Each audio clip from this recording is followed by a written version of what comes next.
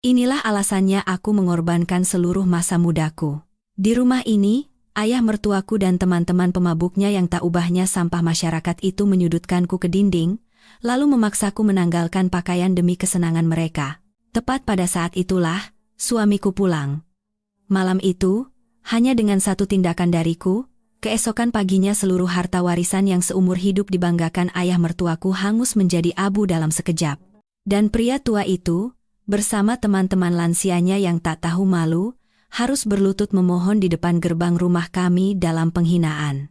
Bagaimana bisa aku, seorang menantu yang dikenal penurut dan sabar, berubah menjadi begitu kejam dan tegas? Dan suamiku, pria yang kucintai dengan segenap hati, di mana dan sedang apa dia pada malam yang mengerikan itu? Untuk memahami keseluruhan cerita ini, kita mungkin harus kembali ke hari pertama aku menjadi menantu di keluarga Prawiro. Namaku Maya. Sejak kecil aku telah kehilangan kedua orang tuaku dan dibesarkan di rumah pamanku. Mungkin karena kurangnya kasih sayang sejak kecil, saat bertemu suamiku, Budi, aku mencintainya dengan segenap ketulusan dan kepercayaan, dengan satu hasrat besar, memiliki keluarga yang utuh.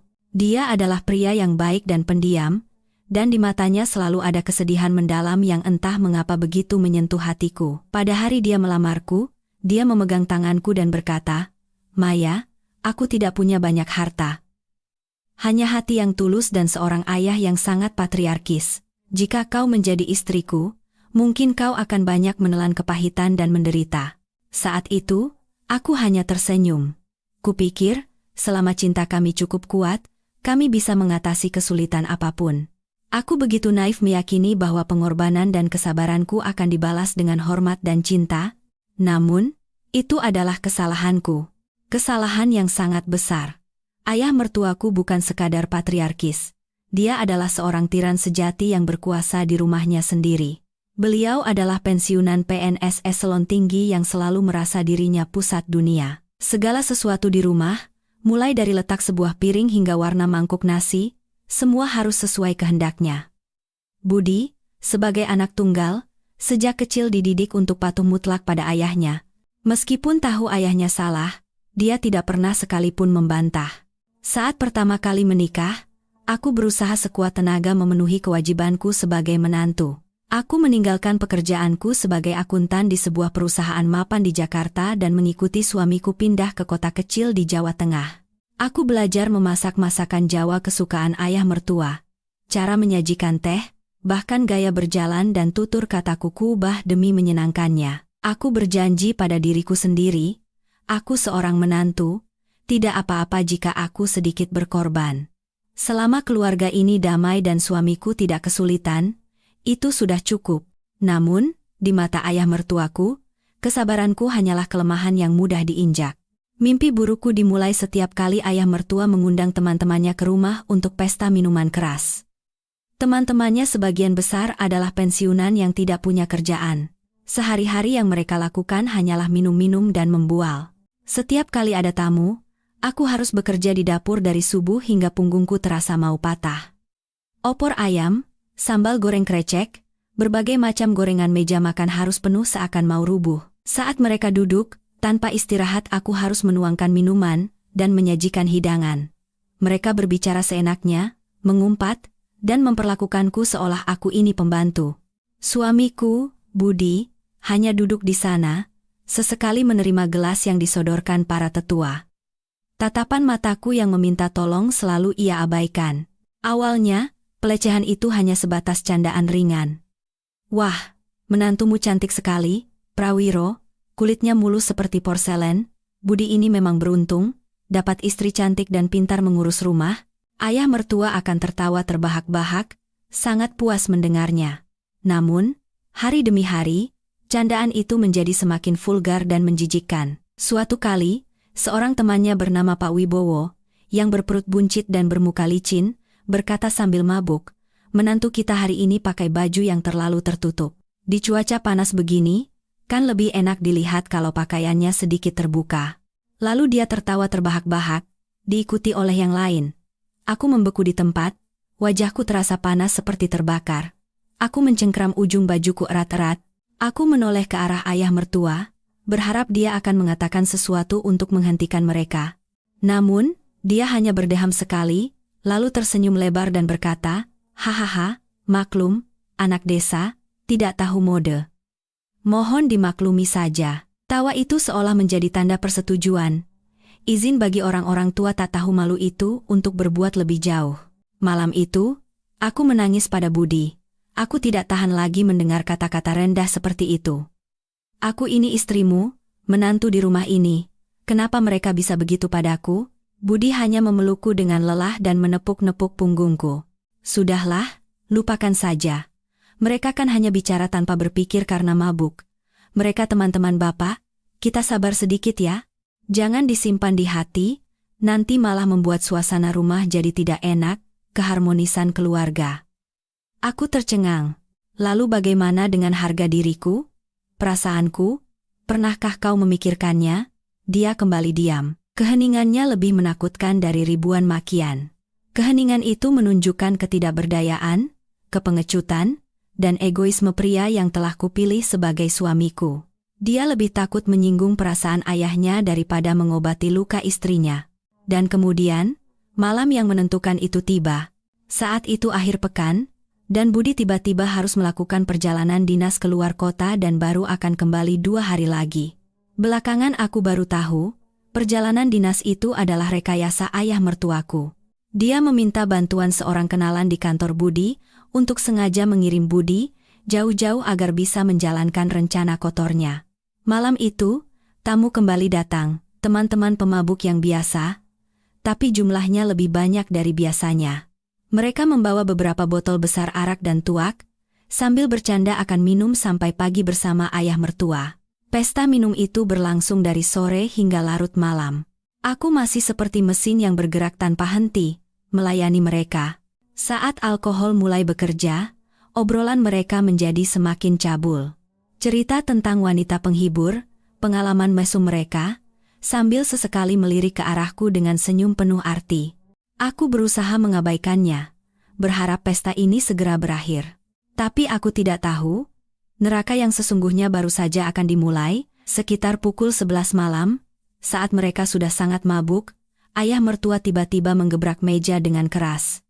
Suasana langsung hening, dia berdiri terhuyung-huyung, dan menunjuk ke arahku, yang sedang membereskan piring di sudut dapur. Ucapannya tidak jelas karena mabuk, tetapi suaranya mengandung ancaman yang mengerikan. "Maya, kemari sebentar." Aku berjalan mendekat dengan langkah gemetar. Jantungku berdebar kencang. Dengan mata merahnya yang mengerikan, dia memandangku dari ujung kepala hingga ujung kaki, lalu tersenyum buas kepada teman-temannya. "Lihat semua. Menantuku ini memang baik dan penurut. Tapi kalau begitu terus kan tidak seru." Pak Wibowo yang buncit langsung menimpali, "Betul, Pak Prawiro. Wanita itu harusnya punya sedikit sisi genit dan nakal, biar minuman ini terasa lebih nikmat." Semua orang tertawa menjijikkan. Suara itu menggema di seluruh rumah. Ayah mertua mengangguk sangat puas. Dia kembali menatapku, tatapannya seperti binatang buas yang mengincar mangsanya. "Malam ini suamimu tidak ada. Jadi kau harus melayani paman-paman ini dengan benar. Tapi kalau cuma menuang minuman kan membosankan." Dia berhenti sejenak. Sudut bibirnya terangkat, membuat tulang punggungku merinding. "Bagaimana kalau kau buka 1-2 kancing bajumu? Biar paman-paman ini lebih semangat minumnya." Kata-kata itu seperti palu godam yang menghantam kepalaku. Segalanya di sekitarku seakan runtuh. Aku terpaku di tempat, tidak percaya dengan apa yang baru saja ku dengar. Orang ini ayah mertuaku, orang yang setiap pagi kusapa dengan hormat, "Bapak." Jika cerita ini menyentuh hati Anda, jika Anda merasakan empati atau kemarahan, silakan tekan tombol suka sebagai bentuk dukungan bagi para wanita yang berjuang demi harga dirinya. Tinggalkan pemikiran atau cerita Anda di kolom komentar, saya akan selalu mendengarkan. Dan jangan lupa untuk berlangganan saluran kami, Senja Sejahtera, tempat kisah-kisah tersembunyi dalam hidup diceritakan dengan paling jujur dan menyentuh. Di sekelilingku, tawa menjijikan para pria itu terus bergema. Apa yang harus kulakukan? Lari? Berteriak? Atau menuruti perkataannya? Apalagi yang akan terjadi di rumah neraka ini? Tubuhku terasa dingin dan kaku, seolah disiram air es di tengah malam musim dingin. Setiap kata ayah mertua bercampur dengan tawa biadab teman-temannya, menjadi suara bising mengerikan yang menusuk gendang telinga hingga ke lubuk jiwaku. Melepas pakaian, demi hiburan, apakah aku salah dengar? Tidak. Tatapan matanya yang merah dan penuh nafsu, serta pandangan pria-pria di sekelilingnya, memastikan aku tidak salah dengar. Itu adalah perintah, sebuah penghinaan paling kejam dan terang-terangan yang harus ditanggung oleh seorang wanita, seorang menantu. Darah di tubuhku seakan membeku. Tangan dan kakiku gemetar, tenggorokanku kering kerontang hingga tak mampu mengeluarkan sepatah kata pun untuk melawan. Aku hanya berdiri terpaku, menatap jurang gelap yang terbentang di hadapanku. Pak Wibowo yang berperut buncit menenggak minumannya hingga habis, lalu menyeka mulutnya dengan punggung tangan sambil memanas-manasi. Betul, Pak Prawiro, itu ide bagus. Acara seperti ini butuh hiburan biar suasananya hidup. Bosan juga minum terus dengan lauk kering. Seorang pria lain bernama Pak Suroso, yang kurus dan penuh bintik hitam, ikut mengangguk. Tentu saja, kalau Budi tidak ada, kitalah yang harus menjaga istrinya. Kita kan semua satu keluarga, apa yang perlu dimalukan? Kata satu keluarga yang keluar dari mulutnya yang bau alkohol terdengar begitu menjijikkan. Itu bukan lagi ikatan suci yang kudambakan, itu telah menjadi tameng bagi kebejatan dan ketidaktahuan malu mereka. Pada saat itu, kenangan-kenangan penghinaan yang coba kukubur dalam-dalam bangkit kembali seperti banjir. Aku teringat hari pertama kali datang untuk bertemu ibu mertua, saat beliau masih hidup. Beliau adalah wanita yang sangat lembut dan sabar. Beliau memegang tanganku dan berpesan, "Nduk, kalau tinggal di sini, kamu yang sabar ya sama bapak." Wataknya memang keras dan patriarkis, tapi hatinya baik. Aku percaya pada kata-katanya. Aku percaya kesabaranku akan membawa kedamaian. Namun, ibu mertua meninggal lebih dulu karena sakit. Sejak saat itu, ayah mertua seolah terlepas dari belenggu. Semua sisi gelap yang terpendam dalam dirinya mulai keluar, dan akulah yang menjadi sasaran tumpahannya. Aku teringat makan malam berdua dengannya. Tanpa menatapku, dia hanya mengetuk-ngetuk meja dengan sumpitnya sambil memerintah. "Sayur ini terlalu asin. Lain kali masak yang lebih hambar. Tempat sambal itu harusnya di sebelah kanan. Apa kau tidak punya mata? Kalau sudah makan cepat bereskan. Jangan biarkan piring-piring itu terendam semalaman." Aku tidak pernah membantah, hanya menuruti dalam diam. Kupikir, jika aku terus berusaha, suatu saat beliau akan melihat ketulusanku. Aku teringat saat dia sakit flu, aku semalaman mengganti kompres dan membuatkannya bubur. Saat dia sembuh, tanpa sepatah kata terima kasih, dia melemparkan selimut yang bau keringat ke arahku dan berkata, "Bawa ini, cuci, bau." Setiap kali itu terjadi, keheningan Budi adalah luka yang paling dalam di hatiku. Saat aku mengeluh sedih, dia hanya menghela napas dan berkata, "Bapak kan sudah tua, wataknya memang begitu. Kamu sebagai orang yang lebih muda, sabar sedikit ya. Aku yang di tengah-tengah juga susah." Susah? Dia bilang susah karena harus memilih antara melindungi istrinya dan menyenangkan ayahnya yang tiran. Kesulitannya itulah bentuk persetujuan dan pembiaran yang paling kejam. Dia mendorongku sendirian ke tengah badai, sementara dia bersembunyi di tempat aman di bawah naungan bernama bakti pada orang tua. Dan sekarang, di sini, tirani itu telah mencapai puncaknya yang paling bejat. Melihatku hanya diam, ayah mertua kehilangan kesabaran dan berteriak, "Apa kau tuli? Sudah kubilang buka kancingmu di depan paman-paman ini. Apa perlu aku yang melakukannya agar kau sadar?" Selesai bicara, dia berjalan terhuyung-huyung ke arahku. Bau alkohol, rokok, dan keringat asam pria parubaya menusuk hidungku, membuatku mual. Secara refleks aku mundur selangkah. Seluruh tubuhku gemetar hebat. "Bapak, tolong jangan begini. Saya minta maaf." Aku tergagap dengan suara nyaris menangis. "Minta maaf? Apa hakmu minta maaf padaku?" Dia mencibir sambil mengulurkan tangannya yang kasar dan kapalan ke arah kerah bajuku. "Aku ini kepala keluarga di rumah ini, perkataanku adalah hukum, kau hanya seorang menantu, dan menantu harus melakukan apa yang diperintahkan. Jika hari ini kau tidak membuatku senang, jangan salahkan aku." Tangannya hampir menyentuhku. Aku memejamkan mata erat-erat. Rasa jijik dan putus asa mencapai puncaknya. Apa yang bisa kulakukan? Berteriak pun siapa yang akan menolong? Para tetangga pasti sudah tidur, dan suamiku jauh. Kalaupun dia ada di sini, apakah dia punya keberanian untuk melindungiku? Atau dia akan berkata lagi, "Ayah kan sedang mabuk, turuti saja sedikit." Tidak. Tidak bisa begini. Dari lubuk hatiku yang paling dalam, sebuah kekuatan terpendam bangkit. Itu adalah amarah, perlawanan terakhir dari harga diri yang telah diinjak-injak hingga titik terendah. Aku bukan lagi gadis yatim piatu lemah yang mendambakan kasih sayang. Aku adalah seorang manusia, seorang wanita yang memiliki kehormatan.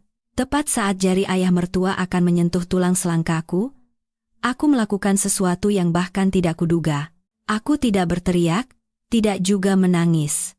Sebaliknya, aku tiba-tiba membuka mata lebar-lebar dan menatap lurus ke matanya yang merah, dan di bibirku tersungging senyum yang dingin mengerikan. Ayah mertua terkejut melihat senyum itu, tangannya yang terulur berhenti di udara, teman-temannya juga terdiam, menatapku dengan bingung. Mereka tidak mengerti apa yang sedang terjadi, mengapa mangsa yang tadinya gemetar ketakutan, tiba-tiba berubah menjadi sosok yang begitu tenang dan menakutkan? Dan saat itulah aku sadar. Manusia yang tersudut di tepi jurang tidak hanya bisa menangis, dia juga tahu cara membuat lawannya menangis. Senyumku seolah menyiramkan air dingin ke tengah pesta yang menggila. Ruangan yang tadinya bising dan cabul seketika diliputi keheningan yang aneh. Ayah mertua, yang bahkan tak sanggup berdiri tegak karena mabuk, berhenti melangkah dan menyipitkan matanya yang sayu untuk menatapku. Dia tidak mengerti. Teman-temannya pun sama. Mengapa menantu desa yang selalu mereka remehkan, gadis yang selalu menunduk dan berkata iya, kini bisa tersenyum begitu tenang dan mengerikan. Baiklah, aku membuka suara. Anehnya, suaraku tidak lagi bergetar, jelas, tegas, dan dingin.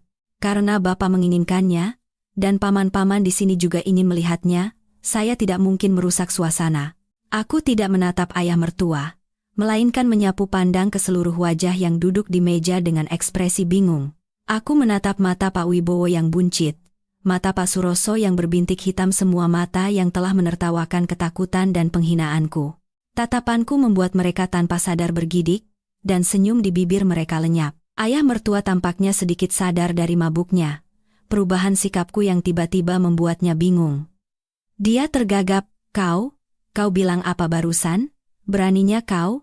Berani atau tidaknya saya, Bapak dan paman-paman bisa lihat sendiri nanti. Potongku, hanya saja, untuk sebuah pertunjukan istimewa, sudut dapur yang sempit dan bau minyak ini rasanya kurang pantas. Sambil berkata begitu, aku perlahan berjalan ke tengah ruang tamu. Aku berdiri di bawah lampu pijar yang remang-remang. Di sini lebih baik, luas dan terang, jadi paman-paman bisa melihat dengan jelas. Tindakanku yang mengambil alih inisiatif membuat mereka semua terpojok ke posisi pasif. Mereka ingin melihat mangsa yang meronta ketakutan, tetapi yang mereka hadapi adalah seorang pemburu yang dengan tenang mengatur ulang papan permainan. Ayah mertua berjalan terhuyung-huyung mengikutiku, masih belum pulih dari keterkejutannya. Kau, apa rencanamu? Aku tidak menjawab, hanya menatapnya dengan tatapan yang tak terbaca. Yang membuat masalah kan Bapak? Kenapa sekarang bertanya pada saya? Bukankah Bapak ingin saya melepas pakaian? Aku mengucapkan setiap kata dengan penekanan, agar semua orang di ruangan itu mendengarnya dengan jelas. Pak Wibowo, mungkin karena terlalu mabuk dan terlalu percaya pada kekuasaan temannya, kembali membuka suara. Dia mencoba mengembalikan keberaniannya dengan tawa hambar. Harus begitu, menantu Prawiro memang harus begini. Ayo, manjakan mata paman-paman ini. Namun kali ini, tidak ada yang ikut tertawa. Suasana sudah berubah. Gairah bejat yang tadi kini telah berganti menjadi ketegangan dan ketidakpastian. Aku perlahan mengangkat tanganku. Bukan untuk membuka kancing, melainkan untuk merapikan rambutku yang sedikit berantakan. Lalu aku berkata dengan tenang. Hanya saja, ada satu syarat kecil. Rasanya sayang sekali kalau pertunjukan istimewa ini hanya kita yang menonton. Aku berhenti sejenak dan menatap lurus ke arah ayah mertua. Bagaimana kalau kita undang penonton lain? Penonton? Kau bicara omong kosong apa? Bentak ayah mertua, tapi suaranya sudah terdengar cemas. Maksud saya para tetangga kita, Pak, jawabku sambil tersenyum tipis. Mereka semua kan orang baik, saling tolong-menolong. Acara gembira di rumah kita ini kan harusnya dibagi bersama, agar kebahagiaan kita juga mereka rasakan. Kita harus tunjukkan pada semua orang betapa harmonis dan berbaktinya keluarga kita. Betapa ayah mertua dan paman-paman di sini sangat menyayangi menantunya. Bagaimana menurut Bapak? Setiap kata-kataku seperti jarum yang menusuk balon harga diri ayah mertua dan teman-temannya. Di desa kecil ini, mereka berlaku sebagai tokoh masyarakat, selalu berceramah tentang moral dan menasihati anak-anak untuk hidup benar. Hal yang paling mereka takuti adalah gunjingan dan cemoohan dari para tetangga. Usulanku untuk mengundang penonton adalah serangan langsung ke titik terlemah mereka. Wajah ayah mertua pucat pasi. Dia tidak pernah menyangka aku akan berani melontarkan usulan gila seperti ini. Dia tahu, jika masalah ini bocor keluar, reputasi yang dibangunnya seumur hidup akan hancur dalam sekejap. Dia akan menjadi bahan tertawaan seluruh desa. Seorang pria tua tak tahu malu yang memaksa menantunya telanjang bersama teman-teman pemabuknya. Kau berani mengancamku? Bentaknya dengan gigi gemeretak. Mengancam? Tentu tidak. Saya bicara begini kan demi kebaikan Bapak. Lihat, di rumah kita ada acara yang begitu bagus. Seorang menantu yang berbakti menuruti perintah ayah mertuanya untuk menyenangkan teman-teman Bapak. Ini kan bisa jadi teladan moral keluarga, jadi tidak perlu disembunyikan. Kita harus buka pintu lebar-lebar, dan panggil semua orang untuk melihatnya. Bahkan, bagaimana kalau kita rekam video dan unggah ke internet agar semua orang bisa melihat dan belajar? Bagaimana menurut Bapak? Kata-kataku seperti petir di siang bolong bagi mereka. Teman-teman ayah mertua membeku, Pak Suroso yang berbintik hitam berkeringat dingin, sementara Pak Wibowo yang buncit tidak lagi berani bicara. Mereka saling pandang dengan tatapan penuh ketakutan. Mereka datang ke sini untuk mencari kesenangan bejat, bukan untuk menjadi tokoh utama dalam skandal yang akan mengguncang seluruh desa. Ayah mertua gemetar karena marah dan takut. Dia menunjuk ke arahku, tapi jarinya begitu gemetar hingga tak mampu menunjuk dengan benar. Kau, tutup mulutmu sekarang juga. Kalau kau macam-macam, aku tidak akan tinggal diam. Oh, mau memukul saya lagi? Aku menghela napas seolah kecewa. Tapi, Pak, sepertinya sekarang bukan waktunya menggunakan kekerasan. Masalah kita kan sekarang adalah bagaimana membuat pertunjukan ini sempurna dan tak terlupakan. Aku melangkah lebih dekat ke arahnya, merendahkan suaraku tapi cukup jelas agar semua orang mendengar. Nah, sekarang silakan Bapak putuskan. Pertama, kita lakukan pertunjukan ini diam-diam di rumah ini, dan saya akan melepas pakaian sesuai keinginan Bapak. Kedua, saya akan membuka pintu lebar-lebar dan berteriak memanggil semua tetangga ke sini. Saya akan ceritakan satu persatu betapa baiknya Bapak dan paman-paman kepada saya, dan membiarkan mereka menyaksikan langsung pertunjukan istimewa ini. Silakan pilih. Saya beri waktu 10 detik. Selesai bicara, aku melipat tangan di dada dan mulai menghitung. 10, 9, 8. Udara di dalam ruangan menjadi tegang seperti tali busur yang ditarik. Ayah mertua berdiri dengan keringat sebesar biji jagung. Wajahnya merah padam. Dia berada dalam situasi sulit. Jika mundur, harga dirinya akan jatuh di depan teman-temannya. Jika maju terus, risikonya terlalu besar. Dan aku tahu, apapun jalan yang dia pilih, malam ini dia sudah kalah. Tapi, apakah dia akan menyerah begitu saja? Atau, seperti binatang yang terpojok, dia akan melakukan hal yang lebih gila? 7, 6, 5. Hitungan mundurku bergema dengan teratur dan dingin di tengah keheningan yang mencekam. Setiap angka seperti hantaman palu di kepala ayah mertua dan teman-teman tuanya. Mereka saling memandang, bertukar tatapan panik. Rencana awal mereka hancur total.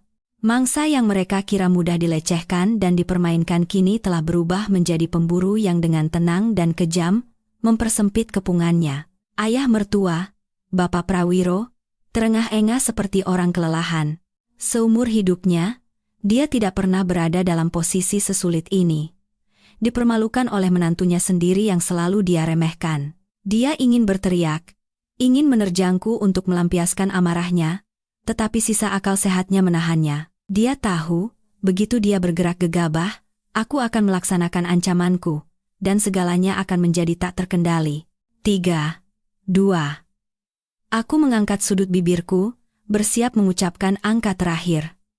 Tepat pada saat itu, Pak Wibowo, si perut buncit yang memulai semua ini, tiba-tiba berdiri. Dia menyambar jas yang tersampir di kursi dan bergumam, mencoba menyembunyikan kepanikannya. Wah, tiba-tiba saya ingat ada urusan mendesak di rumah. Istri saya tadi pesan suruh pulang cepat. Maaf ya, Prawiro. Selamat bersenang-senang, saya pamit dulu. Tanpa menunggu jawaban, dia bergegas keluar pintu. Langkahnya jauh lebih cepat daripada saat dia datang. Tindakan Pak Wibowo seolah menjadi aba-aba. Pak Suroso juga buru-buru berdiri. Aduh, rumah saya juga ada urusan.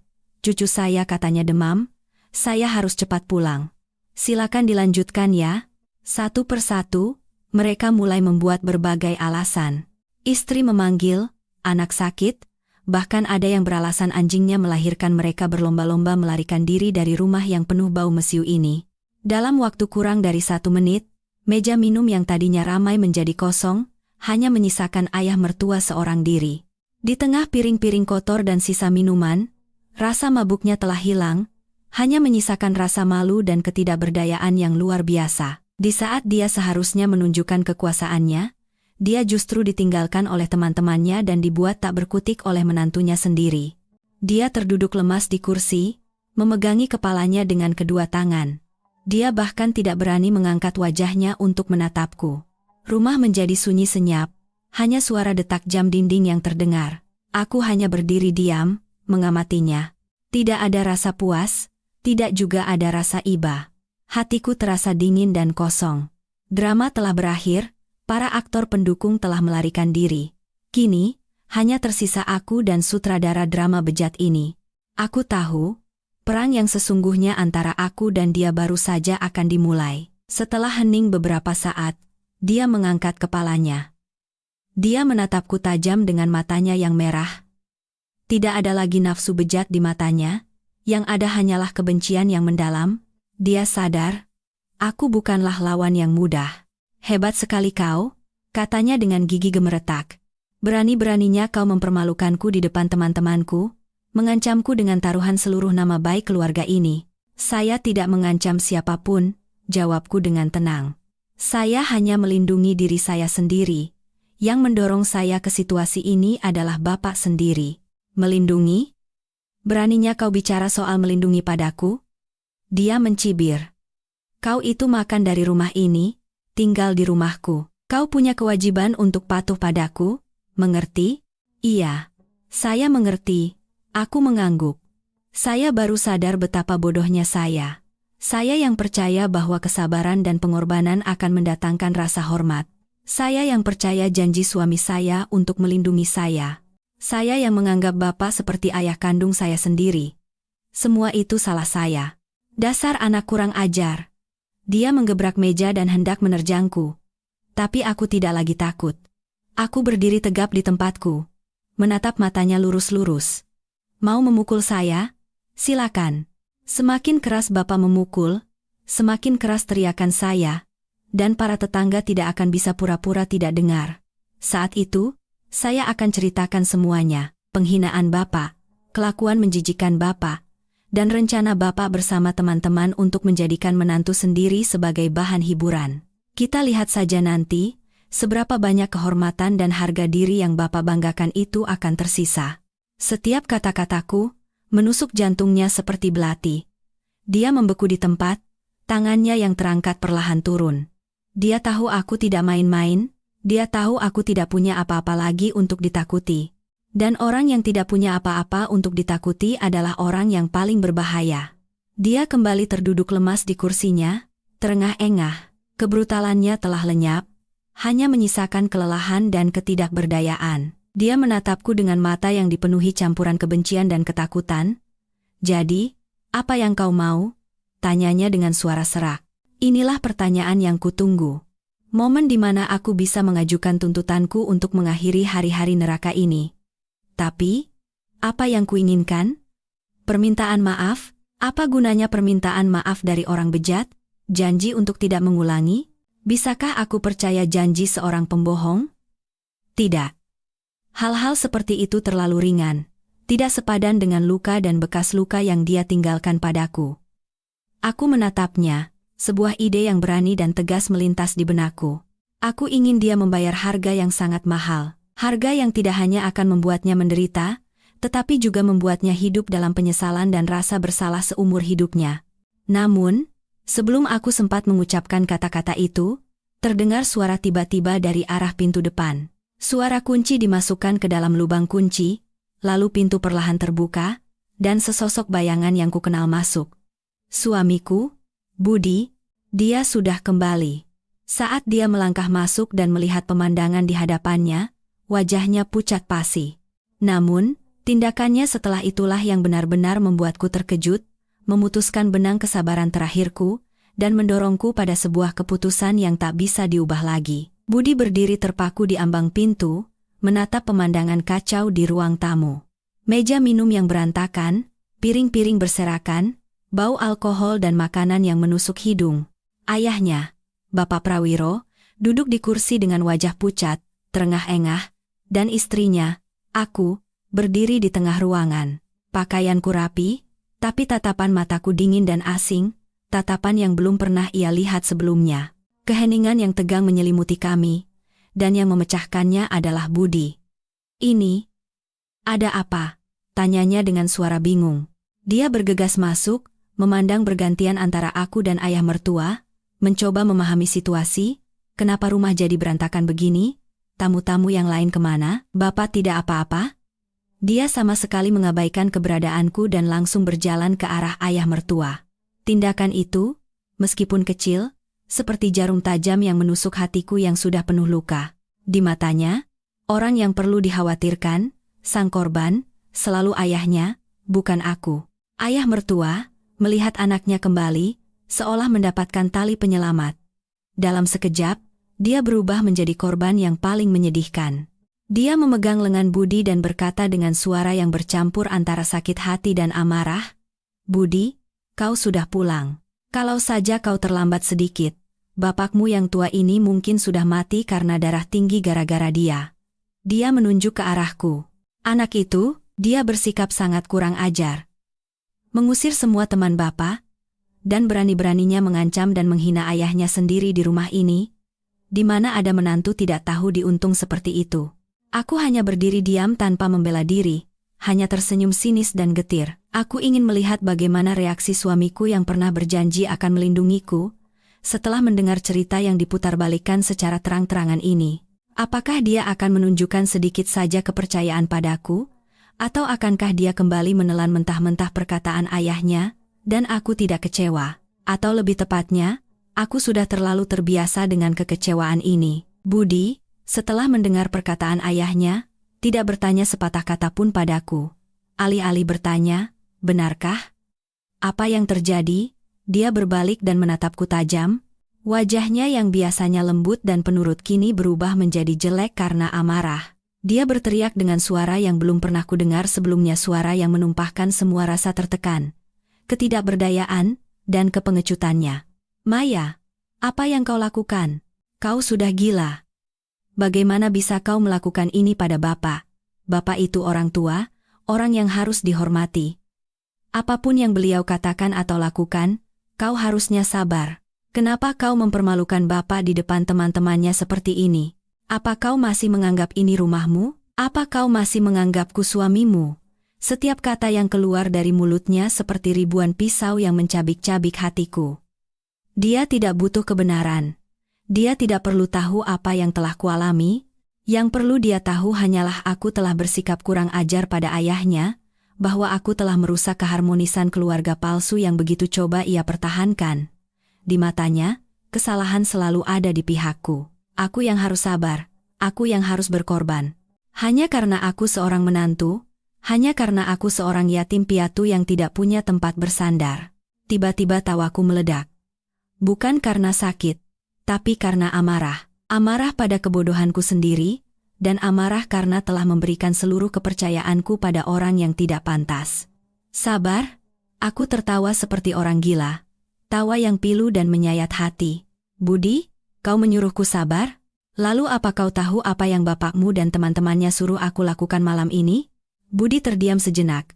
Amarah dalam suaraku sepertinya sedikit menyadarkannya. "Bapak kan hanya menjamu teman-temannya makan.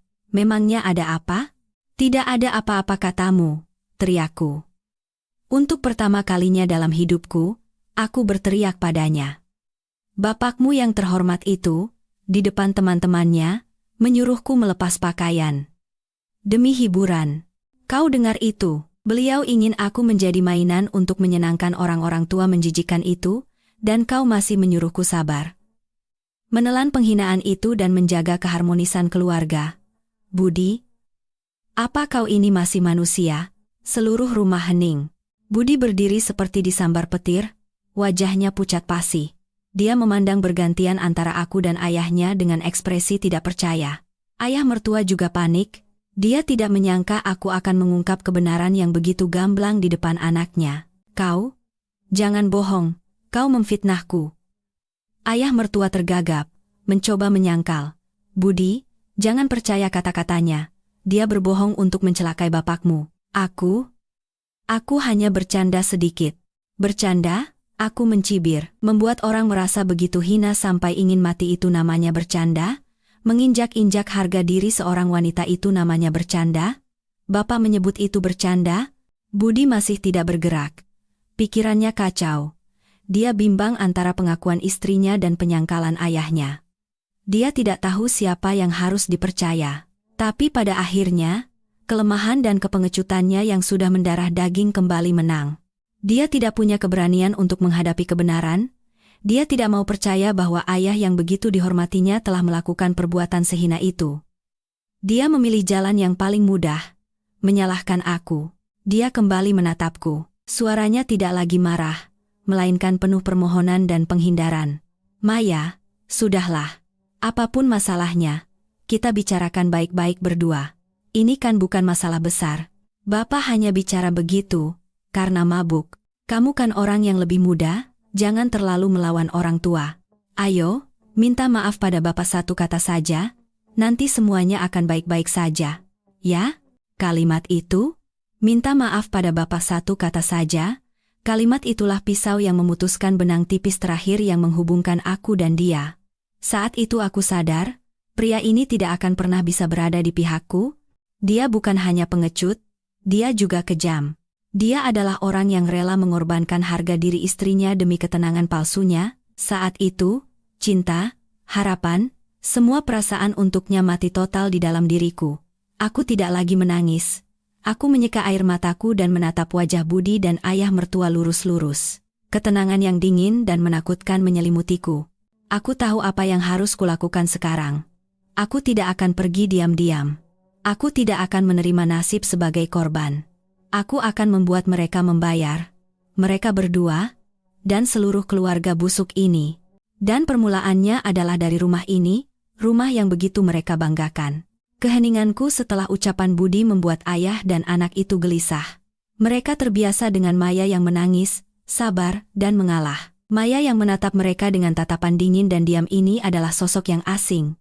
Ayah mertua, Bapak Prawiro, mungkin mengira aku sudah takut, lalu mencoba mengembalikan wibawanya. Benar kata Budi.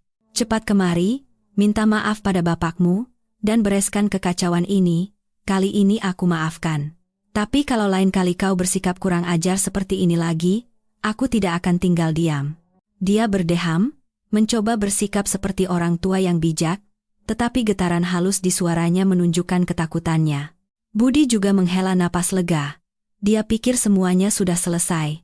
Dia mendekatiku, hendak memegang tanganku sambil membujuk, Maya, ayo jadi anak baik, minta maaf pada Bapak, lalu kita istirahat di kamar. Ini bukan apa-apa. Namun, saat tangannya hendak menyentuhku, aku dengan lembut mundur selangkah untuk menghindar. Sentuhannya kini terasa menjijikkan. Aku memandang mereka bergantian, dan senyum dingin itu kembali tersungging di bibirku. Minta maaf? Tanyaku perlahan. Baik. Saya akan minta maaf. Ayah dan anak itu terkejut. Mereka tidak menyangka aku akan setuju begitu mudah. Ayah mertua memasang ekspresi kemenangan, sementara Budi tersenyum lega. Tapi mereka tidak tahu, permintaan maafku tidak sesederhana yang mereka bayangkan. Aku menarik napas dalam-dalam, lalu perlahan berlutut. Tindakanku membuat mereka berdua terperangah. Berlutut? Itu adalah sesuatu yang bahkan tidak berani mereka bayangkan. Kepatuhan ini jauh melampaui ekspektasi mereka. Ayah mertua membusungkan dadanya, merasakan kemenangan mutlak, tapi aku tidak melihat mereka. Aku berlutut menghadap ke arah sudut ruangan tempat foto-foto leluhur keluarga dipajang, tempat yang setiap hari ku bersihkan dan ku beri sesaji. Aku menangkupkan kedua tangan, mengangkat kepala, dan berkata dengan suara yang jelas dan tegas, tanpa sedikit pun getaran atau kelemahan, kepada para leluhur keluarga Prawiro. Saya, menantu di keluarga ini, Maya. Hari ini, di hadapan tempat yang suci ini, saya ingin bersaksi. Sejak menjadi menantu di rumah ini, saya telah dengan sepenuh hati mengurus keluarga, melayani ayah mertua, dan mencintai suami saya. Tidak pernah sekalipun saya melakukan tindakan yang melanggar adat dan norma. Namun, hari ini, ayah mertua saya, Bapak Prawiro, bersama teman-temannya telah memaksa saya melakukan perbuatan hina, menginjak-injak kehormatan dan harga diri saya. Suami saya, Budi Prawiro, alih-alih melindungi istrinya, justru menyuruh saya untuk diam, sabar, dan meminta maaf. Aku berhenti sejenak untuk mengambil napas, lalu melanjutkan dengan suara yang lebih keras, seolah membacakan putusan. Sebagai seorang menantu yang lemah dan tak berdaya, saya tidak bisa melawan. Oleh karena itu, hari ini, di hadapan para leluhur, saya berlutut untuk meminta maaf pada diri saya sendiri. Saya minta maaf pada diri saya yang bodoh dan buta karena telah mempercayai orang yang tidak seharusnya dipercaya. Saya minta maaf karena tidak cukup kuat untuk melindungi diri saya lebih awal. Dan saya bersaksi, sekaligus memohon maaf, bahwa mulai hari ini, saya tidak bisa lagi hidup sebagai menantu di keluarga ini. Dengan ini, saya memutus ikatan sebagai menantu. Semoga semua dendam dan karma berakhir di sini. Mohon para leluhur menjadi saksi. Selesai bicara, aku bersujud 3 kali di lantai yang dingin. Setiap sujud adalah pemutusan dengan masa lalu, pemutusan dengan penderitaan, dan pemutusan dengan keluarga yang telah busuk dari dalam ini. Budi dan ayah mertua membeku di tempat. Mereka seperti disambar petir, tidak percaya dengan apa yang baru saja terjadi. Mereka menginginkan permintaan maafku, tetapi bukan permintaan maaf yang seperti ini yang mengumumkan pemutusan hubungan di hadapan para leluhur. Sandiwaraku ini benar-benar di luar dugaan mereka. Mereka ingin menjadikanku terdakwa, tapi aku justru menjadi jaksa yang menuntut dosa mereka di hadapan sosok yang paling mereka sakralkan. Ayah mertualah yang pertama kali sadar. Dia berlari ke arahku, mencoba menarikku berdiri sambil berteriak, "Apa yang kau lakukan? Berani-beraninya kau membawa-bawa nama leluhur untuk mengacaukan keluarga? Cepat berdiri." Tapi aku tidak bergerak. Aku tetap berlutut dengan kokoh. Saya kan sedang minta maaf, Pak. Bapak yang menyuruh saya minta maaf, jadi saya melakukannya. Atau, apakah Bapak mau saya ceritakan lebih detail kepada para leluhur tentang apa dan bagaimana Bapak menyuruh saya melepas pakaian? Kata-kataku seperti menyiramkan air dingin ke wajah ayah mertua. Dia terkesiap dan tidak berani berbuat apa-apa lagi. Dia takut kata-kataku akan menodai tempat suci itu dan membangkitkan amarah para leluhur. Budi juga gemetar. Dia tergagap, "Maya, tolong, hentikan. Ayo berdiri. Kita bicara di kamar." "Bicara?" Aku mencibir tanpa mengangkat kepala. "Sekarang apa lagi yang mau dibicarakan?"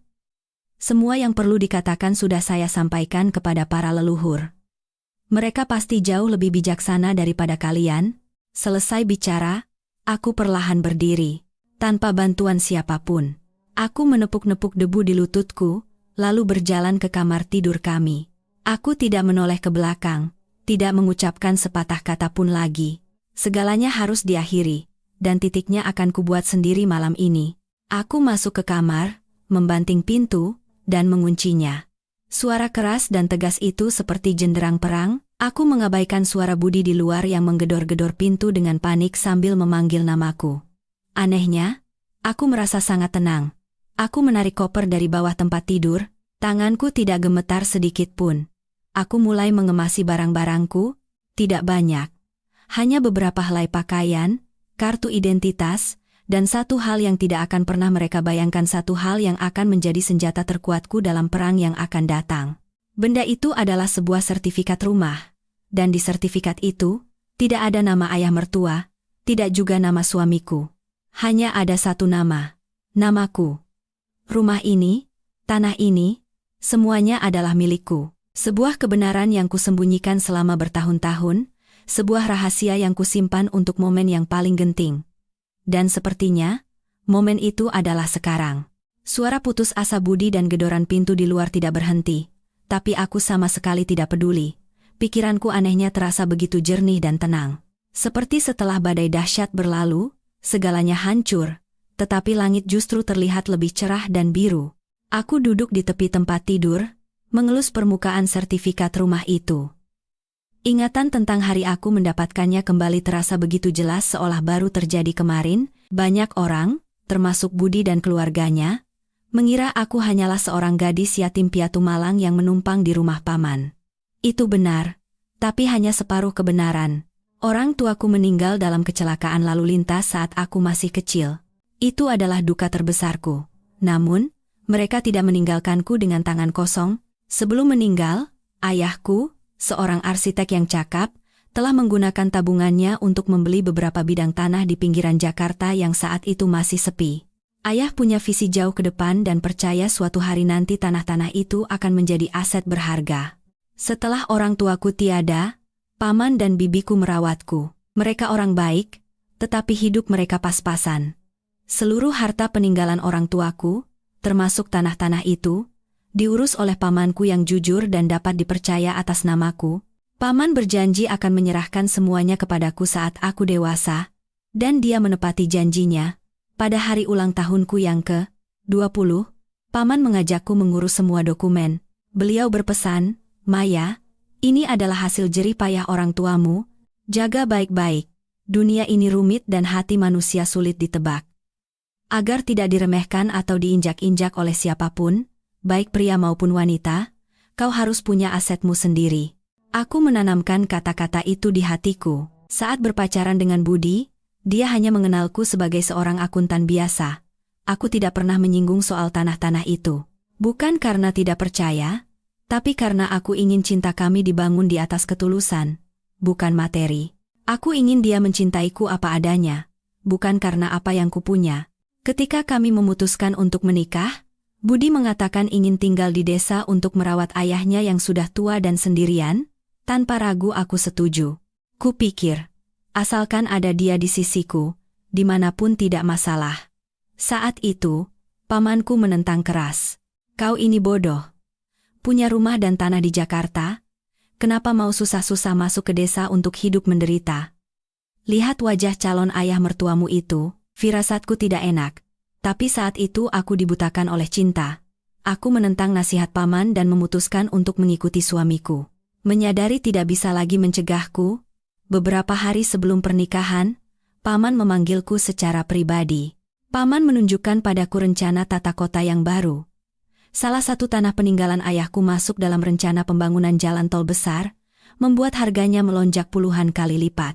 Paman berkata, "Karena kau sudah memutuskan, paman tidak akan melarang lagi. Jual tanah ini, lalu sebagian uangnya pakai untuk membeli rumah yang ditempati ayah mertuamu itu, atas namamu. Jadi, meskipun kau masuk ke sana sebagai menantu, kau tinggal di rumahmu sendiri, tidak akan ada yang bisa mengusirmu. Sisa uangnya akan paman simpan sebagai bekal untukmu. Tapi, berjanjilah satu hal. Jangan pernah beritahu keluarga suamimu tentang ini. Biarkan mereka tetap mengira itu rumah mereka. Ini adalah kartu truf terakhirmu. Gunakan hanya jika benar-benar tidak ada jalan lain." Aku menuruti perkataan paman. Paman diam-diam menghubungi ayah mertua. Saat itu, ayah mertua sedang terlilit utang besar karena usahanya gagal. Ketika paman menawarkan harga di atas pasaran, dia langsung setuju menjual dengan syarat semuanya dirahasiakan. Dia takut malu pada tetangga jika ketahuan menjual rumah warisan leluhur. Proses jual beli dan balik nama sertifikat dilakukan secara diam-diam. Jadilah aku tinggal di rumah milikku sendiri sebagai menantu, tetapi diperlakukan seperti orang menumpang yang harus menahan segala hinaan. Aku menyembunyikan rahasia ini bahkan dari suamiku. Aku berharap hari di mana aku harus menggunakan kartu truf ini tidak akan pernah datang. Aku percaya cinta dan kesabaranku bisa mengubah mereka. Tapi aku salah. Benar-benar salah. gedoran pintu di luar berhenti. Mungkin mereka lelah, atau mengira aku sedang menangis di dalam kamar dan besok pagi akan kembali seperti semula. Mereka tidak tahu. Di dalam kamar ini, seorang Maya yang lain telah lahir. Maya yang dingin, tegas, dan tidak lagi terbuai ilusi bernama keluarga. Aku mengambil ponsel dan menekan nomor yang sudah kukenal. Halo, Paman. Ini Maya. Dari seberang telepon, suara pamanku terdengar tenang dan meyakinkan seperti biasa. Iya, Maya. Paman dengar. Ada apa? Kenapa suaramu begitu? Aku menarik napas dalam-dalam, berusaha agar suaraku tidak bergetar. Paman, sepertinya sudah waktunya. Waktunya menggunakan kartu truf terakhir yang Paman berikan padaku. Hening sejenak di seberang sana. Aku mendengar pamanku menghela napas pelan. Paman mengerti, kau sudah banyak menderita. Jadi, apa yang bisa Paman lakukan? Tolong carikan pengacara terbaik besok, Paman. Saya mau mengajukan gugatan cerai, dan saya mau mengambil kembali semua yang menjadi hak saya. Saya mau mereka segera keluar dari rumah itu, kataku dengan tegas. Baik. Paman tidak bertanya apa-apa lagi. Satu kata itu mengandung semua dukungan, kepercayaan, dan perlindungan yang paling kubutuhkan saat ini. Serahkan semuanya pada Paman. Kau jangan khawatir, istirahatlah yang cukup, besok pagi pengacara akan menghubungimu. Tidak akan ada lagi yang bisa menyakiti Mayanya Paman. Setelah telepon ditutup, air mataku kembali tumpah. Tapi kali ini bukan air mata penderitaan dan penghinaan, ini adalah air mata kelegaan dan pembebasan. Aku tidak lagi sendirian, aku punya keluarga untuk pulang, punya tempat untuk bersandar. Aku memandang sekeliling kamar untuk terakhir kalinya. Semuanya masih sama, tapi terasa begitu asing bagiku. Aku bukan lagi bagian dari tempat ini. Aku menarik koperku, berjalan ke pintu, dan membuka kuncinya. Budi dan ayah mertua masih duduk di ruang tamu. Mereka terkejut melihatku keluar membawa koper. Maya, kau mau kemana? Tanya Budi tergagap. Aku tidak menjawab. Tanpa menoleh sekalipun, aku berjalan lurus ke pintu depan. Saat aku melangkah melewati ambang pintu, aku mendengar teriakan ayah mertua dari belakang. Pergi sana, enyah dari hadapanku. Kau pikir kau siapa berani-beraninya meninggalkan rumah ini? Sekali kau keluar, jangan pernah berpikir untuk kembali. Aku menghentikan langkahku, tapi tidak berbalik. Aku hanya berkata pelan, cukup agar mereka mendengar. Tenang saja, saya tidak akan kembali. Tapi sepertinya, yang harus pergi dari sini bukanlah saya. Setelah mengucapkan kata-kata itu, aku melangkah ke dalam kegelapan. Aku tahu, badai besar akan segera datang.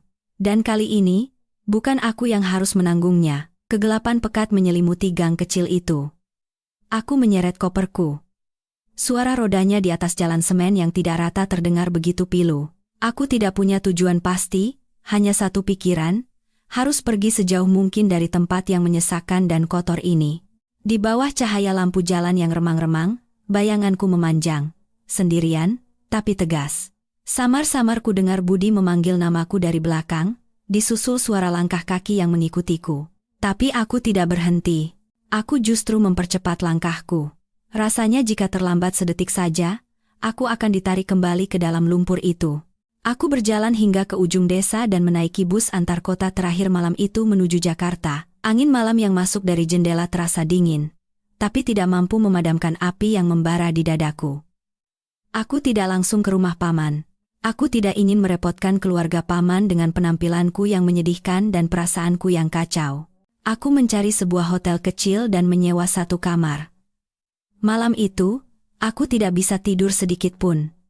Aku duduk di dekat jendela, memandangi lampu-lampu kendaraan di Jakarta yang sibuk berlalu lalang, dan untuk pertama kalinya dalam beberapa tahun, aku merasa bahwa aku adalah bagian dari tempat ini. Meskipun datang dalam situasi yang paling menyakitkan, kebebasan terasa anehnya manis.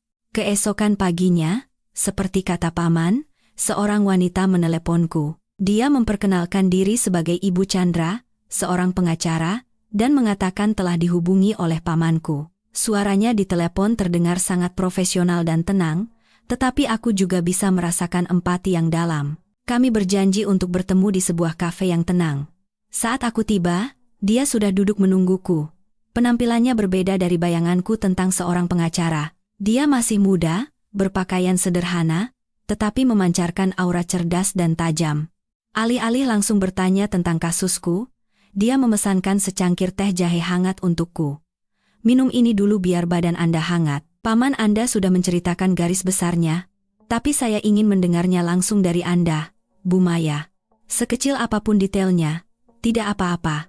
Di pengadilan, terkadang satu detail kecil bisa membalikkan seluruh keadaan. Lalu aku bercerita, tanpa ada yang ditutupi. Hari-hari sebagai menantu, tirani ayah mertua, kelemahan suamiku, dan puncaknya, insiden mengerikan tadi malam. Aku bercerita dengan suara datar, tidak menangis atau mengeluh. Badai emosi di dalam diriku telah berlalu, hanya menyisakan akal sehat yang dingin. Ibu Chandra mendengarkan dengan sangat saksama, sesekali membuat catatan di buku kecilnya. Setelah ceritaku selesai, dia terdiam sejenak, lalu menatap mataku lurus-lurus dan berkata, "Baik, saya mengerti. Bu Maya, Anda adalah wanita yang sangat kuat. Anda sudah menanggung terlalu banyak. Tapi sekarang, saatnya kita bertindak. Secara hukum, posisi kita sangat kuat." Dia mulai menganalisis untukku. Pertama, soal rumah. Sertifikatnya atas nama tunggal Bu Maya, dan ini adalah harta yang diperoleh sebelum menikah.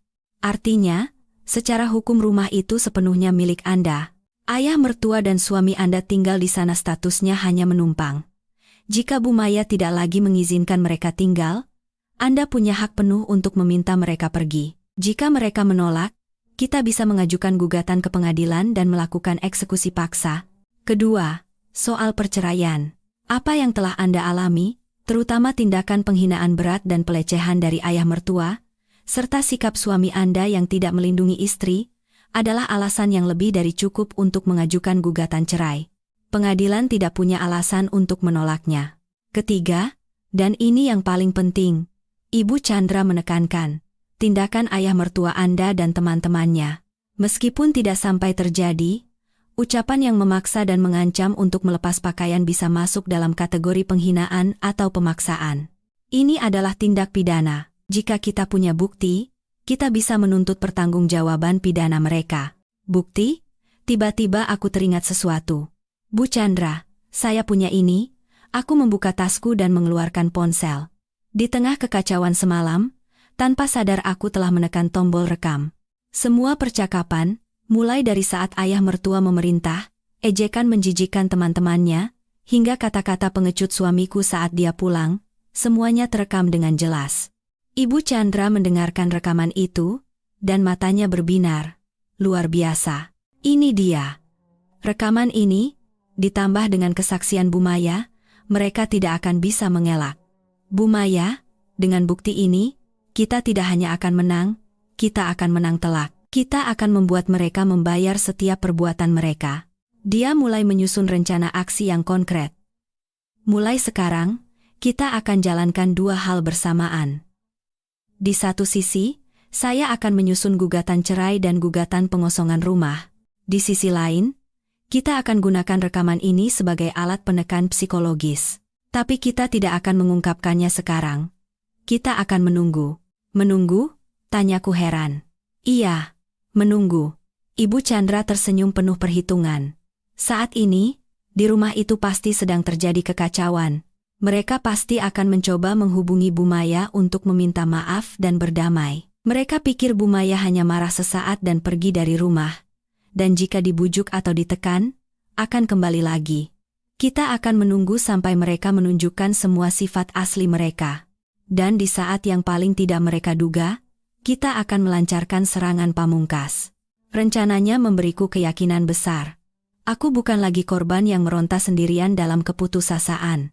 Di pihakku ada hukum, rencana yang jelas, dan seorang pendamping yang tajam. Sesuai prediksi Ibu Chandra, mulai sore itu, ponselku berdering tanpa henti. Awalnya dari Budi. Dia mengirim puluhan pesan. Isinya bervariasi, dari permohonan, bujukan, hingga tuduhan dan penyalahan. Maya, tolong pulang. Aku salah. Kamu di mana? Pulanglah, Bapak khawatir. Tindakanmu ini tidak sopan dan durhaka. Tahu tidak? Aku membaca semua pesannya, tapi tidak membalas satu pun. Setelah itu, telepon dari nomor tak dikenal mulai masuk. Aku tahu itu adalah kerabat yang diminta oleh ayah mertua. Mereka menasihatiku bahwa aku masih muda dan berpikiran pendek, harus memikirkan nama baik keluarga, jangan memperbesar masalah dan membuat malu semua orang. Aku hanya mendengarkan sebentar lalu menutup telepon. Puncaknya adalah telepon dari ayah mertua sendiri. Suaranya di seberang sana tidak lagi brutal seperti semalam, melainkan serak dan lelah. "Maya, ini Bapak, pulanglah, nak." Bapak, minta maaf. Semalam Bapak terlalu mabuk, tidak tahu apa yang Bapak katakan. Maafkan Bapak, ya? Permintaan maaf yang terlambat. Jika ini adalah diriku yang kemarin, mungkin hatiku akan luluh, tapi tidak dengan diriku yang sekarang. Aku hanya menjawab dengan datar, "Anda tidak perlu minta maaf pada saya. Simpan saja permintaan maaf itu untuk di pengadilan." Setelah itu, aku menutup telepon dan memblokir semua nomor mereka. Perang psikologis telah dimulai, dan aku tahu, mereka sedang kalah. Tapi, apakah mereka akan menyerah begitu saja? Atau, cara licik lain apa yang menungguku? Beberapa hari berikutnya berlalu dengan tenang yang mencurigakan. Dari pihak keluarga suamiku, tidak ada lagi telepon atau pesan yang menggangguku. Menurut Ibu Chandra, keheningan ini seperti ketenangan sebelum badai. Mereka pasti sedang mengamati situasi dan membuat perhitungan. Mereka pasti sedang menyiapkan rencana lain. Mereka tidak akan menyerahkan rumah itu begitu saja. Terutama orang yang harga dirinya setinggi ayah mertua Anda, kata Ibu Chandra. Dan dia benar. Sekitar seminggu kemudian, saat aku sedang meninjau draft gugatan di kantor pengacara, pamanku menelepon. Suaranya terdengar sangat khawatir. "Maya? Gawat, tadi pagi ada beberapa orang mengaku dari kantor kelurahan datang ke rumah kita bersama ayah mertuamu. Katanya ayah mertuamu melaporkan kita. Dia bilang kamu dan paman bersekongkol melakukan penipuan untuk merebut rumahnya dengan harga murah. Bahkan dia mengklaim bahwa saat menandatangani surat jual beli, kondisi mentalnya sedang tidak stabil, jadi perjanjian itu tidak sah." Aku membeku. Aku tidak pernah menyangka mereka bisa sejijik dan selicik itu. Tidak cukup memfitnahku selingkuh atau kurang ajar. Sekarang mereka bahkan berbohong bahwa ayah mertua mengalami gangguan jiwa. Pamanku pun ikut terseret dalam pertarungan kotor ini. "Apa mereka membawa surat-surat, Paman?" Aku berusaha tetap tenang. Mereka bawa semacam surat keterangan dari rumah sakit jiwa, tapi kulihat suratnya seperti palsu. Dan mereka datang tanpa surat perintah pengadilan atau surat dari polisi, hanya bicara saja. Jadi Paman langsung usir mereka. Tapi Paman khawatir ini tidak akan berakhir di sini. Setelah menutup telepon, aku menceritakan semuanya pada Ibu Chandra. Dia mengerutkan kening, berpikir sejenak, lalu berkata, "Saya sudah menduga mereka tidak akan tinggal diam, tapi sampai memalsukan dokumen rumah sakit, ini di luar dugaan. Ini adalah tindakan kriminal yang serius. Bu Maya, tenang. Masalahnya memang jadi sedikit lebih rumit, tapi ini justru bisa menjadi kesempatan bagi kita." "Kesempatan?" "Iya, betul." Tatapan Ibu Chandra menajam. Semakin banyak kesalahan yang mereka buat, semakin banyak celah yang mereka tunjukkan. Sekarang, ada dua hal yang harus kita buktikan. Pertama, ayah mertua Anda tidak mengalami gangguan jiwa dan dalam keadaan sangat sehat. Kedua, surat keterangan dokter itu palsu. Dan untuk melakukannya, kita butuh seseorang yang bisa mendekati ayah mertua Anda dan membuatnya mengaku sendiri. Aku terdiam, berpikir, siapa yang bisa melakukannya? Aku tidak mungkin kembali. Dan pamanku juga dalam posisi yang sulit. Kalau begitu, hanya tersisa satu orang. Seseorang yang dipercaya oleh ayah mertua. Namun juga paling tahu sisi gelap keluarga itu. Suamiku, Budi. Tapi bagaimana caranya membuat dia membantuku? Dia masih berada di pihak ayahnya. Aku menyampaikan pikiranku pada Ibu Chandra. Dia tersenyum dan berkata, "Itulah mengapa saya bilang kita harus memainkan perang psikologis. Sekarang saatnya kita membisikkan sedikit kebenaran pada Tuan Budi." Malam itu, aku melakukan sesuatu yang kupikir tidak akan pernah kulakukan. Aku menghubungi Budi lebih dulu. Bukan lewat telepon, melainkan pesan WhatsApp. Aku memotong bagian terpendek namun paling mengerikan dari rekaman malam itu dan mengirimkannya padanya. Sebuah file audio berdurasi beberapa detik yang berisi suara ayah mertua memerintahku melepas pakaian, disusul tawa menjijikkan teman-temannya. Aku tidak menambahkan kata-kata apapun, hanya suara itu. Aku yakin, Budi tidak akan bisa mengabaikannya. Sekalipun dia lemah dan pengecut, dia tetap seorang pria.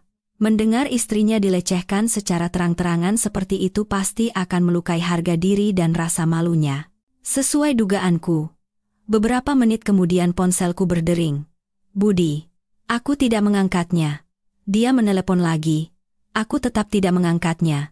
Dia mulai mengirim pesan. Pesan-pesan putus asa membanjiri ponselku. Maya? Apa ini? Rekaman ini sungguhan? Kamu di mana? Kita harus bertemu. Kita harus bicara. Tolong angkat teleponnya. Kumohon. Aku terus diam. Membiarkan kebingungan dan rasa bersalah menggerogoti pikirannya. Aku ingin dia menghadapi kebenaran dengan sendirinya, menyadari wujud asli ayah yang begitu dipujanya. Akhirnya, mungkin karena tidak tahan lagi, dia mengirim sebuah pesan panjang, isinya adalah pengakuan bahwa dia salah, bahwa dia terlalu pengecut. Dia bilang dia tidak bisa percaya ayahnya melakukan hal seperti itu. Dia memohon satu kesempatan lagi untuk menebus kesalahannya dan menebus dosanya padaku. Baru saat itulah aku membalas. Pesanku juga sangat singkat. Mau menebus kesalahan? Buktikan. Buktikan bahwa ayahmu sedang berpura-pura sakit jiwa untuk merebut kembali rumah. Cari bukti bahwa surat keterangan itu palsu. Bawa bukti bahwa ayahmu dalam keadaan sangat waras. Jika kau bisa melakukannya, baru kita bicara lagi. Jika tidak bisa, jangan pernah hubungi aku lagi. Aku tahu ini adalah pertaruhan.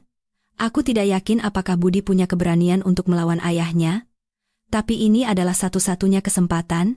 Jika dia benar-benar masih punya sedikit perasaan dan nurani, dia akan tahu apa yang harus dia lakukan. Dan aku tidak perlu menunggu lama. 2 hari kemudian, Budi mengirimiku sebuah video yang direkam diam-diam dengan ponselnya.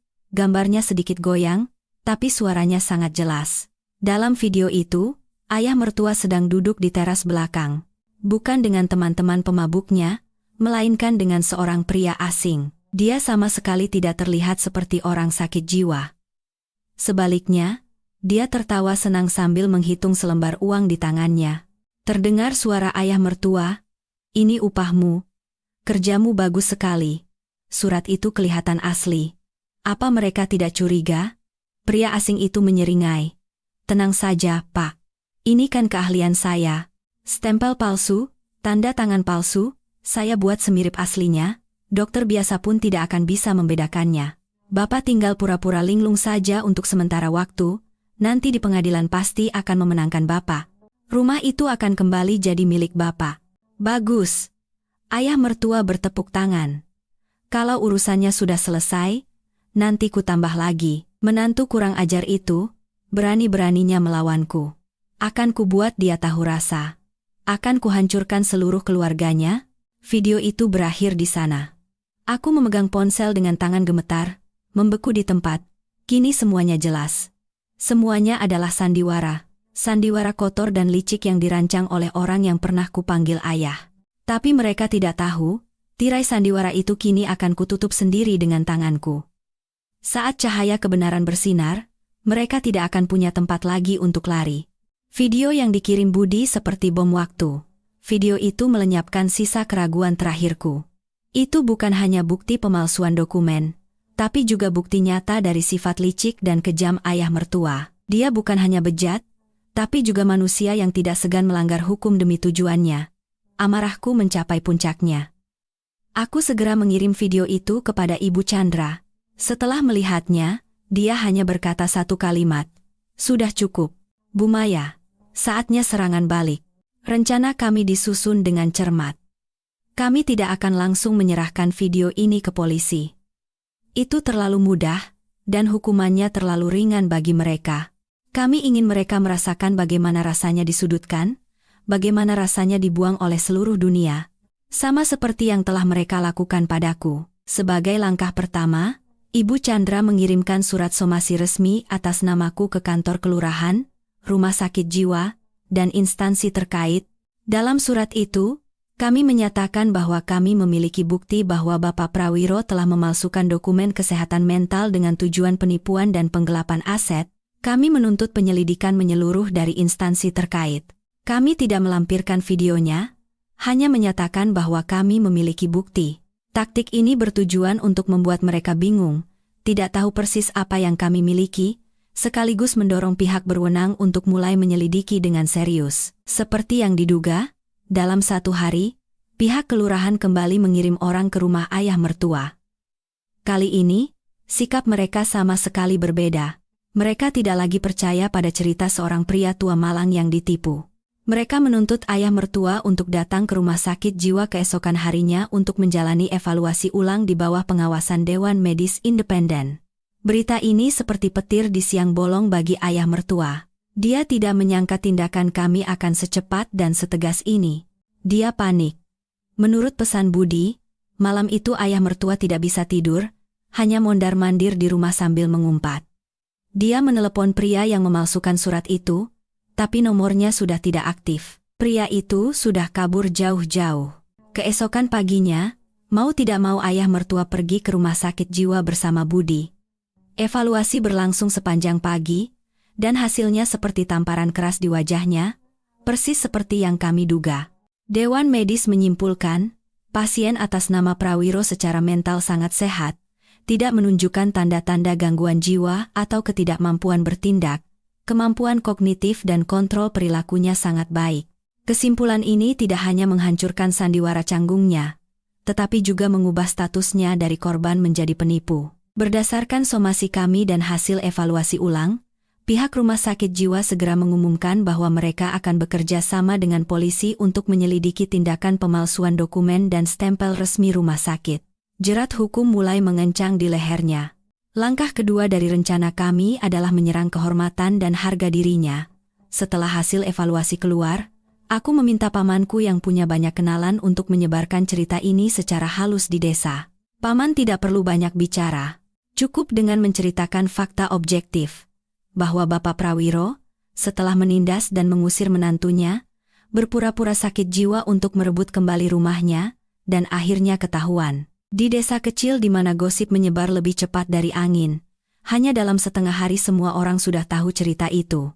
Pria yang tadinya dihormati sebagai sesepuh, ketua paguyuban yang berwibawa, dalam sekejap berubah menjadi bahan tertawaan dan penipu licik. Orang-orang mulai berbisik-bisik bahkan saat hanya melihat bayangannya. Ternyata Pak Prawiro orangnya seperti itu ya. Kelihatannya saja alim dan berwibawa, ternyata hatinya busuk. Kasihan si Maya itu ya, sudah yatim piatu, salah pilih suami pula. Untung dia sadar dan melawan, kalau tidak bisa habis dimakan hidup-hidup. Dengar-dengar dia sampai memalsukan surat rumah sakit jiwa. Nekat sekali, kali ini bisa benar-benar masuk penjara. Teman-teman pemabuknya, sejak malam itu melarikan diri, tidak pernah lagi menampakkan diri. Ditambah dengan skandal ini, mereka menghindarinya seperti menghindari wabah penyakit. Mereka takut ikut terseret, takut dicap sebagai teman seorang pria tua tak tahu malu. Ayah mertua benar-benar terisolasi. Mimpi terburuk yang seumur hidup ia takuti menjadi kenyataan. Dia kehilangan semua harga diri dan kehormatannya. Menurut Budi, ayah mertua tidak lagi berani keluar rumah. Seharian dia hanya minum sendirian di dalam kamar yang gelap, lalu merusak barang dan mengumpat. Semua amarahnya ia tumpahkan pada Budi, memakinya sebagai anak tidak berguna yang tidak bisa menjaga istri, dan justru bersekongkol dengan istri untuk mencelakai ayahnya. Tapi ini belum berakhir. Serangan terakhir kami masih menanti, serangan yang ditujukan tidak hanya pada ayah mertua, tetapi pada semua orang yang bersalah pada malam itu. Beberapa hari kemudian, saat ayah mertua dan Budi masih terombang-ambing dalam keputusasaan dan kebingungan, surat dari pengadilan tiba. Bukan satu, tapi dua. Yang satu adalah pemberitahuan pendaftaran gugatan cerai yang kuberikan. Yang satunya lagi adalah surat panggilan dari kantor polisi. Kepada SDR, Prawiro, SDR, Wibowo, SDR, Suroso, DST, untuk hadir di kantor polisi guna pemeriksaan sebagai terlapor atas dugaan tindak pidana penghinaan. Bersama surat panggilan itu, dilampirkan salinan rekaman audio malam itu sebagai barang bukti. Baru saat itulah mereka sadar. Mimpi buruk mereka baru saja dimulai. Saat surat panggilan dari polisi tiba di rumah, itu bukan lagi sekadar kejutan, itu adalah petir yang meruntuhkan sisa-sisa mental ayah mertua. Mungkin dia masih bisa menahan cemoohan tetangga atau pengkhianatan teman-temannya. Tetapi, pengadilan hukum, ketakutan akan masuk penjara, adalah sesuatu yang tidak pernah berani ia bayangkan. Topeng patriarkis dan berwibawa yang seumur hidup ia kenakan hancur berkeping-keping, hanya menyisakan sosok pria tua rapuh yang gemetar ketakutan. Budi meneleponku sambil menangis, menceritakan bahwa ayahnya langsung pingsan setelah menerima surat itu. Dia tidak lagi berteriak atau merusak barang, hanya terduduk di lantai dengan tatapan kosong, bergumam, "Selesai sudah, semuanya benar-benar sudah selesai."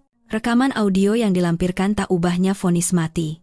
Tidak ada lagi celah baginya untuk membela diri, semua percakapan, semua tawa menjijikan malam itu, terekam dengan jelas dan gamblang. Namun, mimpi buruk itu bukan hanya milik ayah mertua. Surat panggilan juga dikirimkan ke rumah Pak Wibowo, Pak Suroso, dan semua pria yang hadir pada malam itu.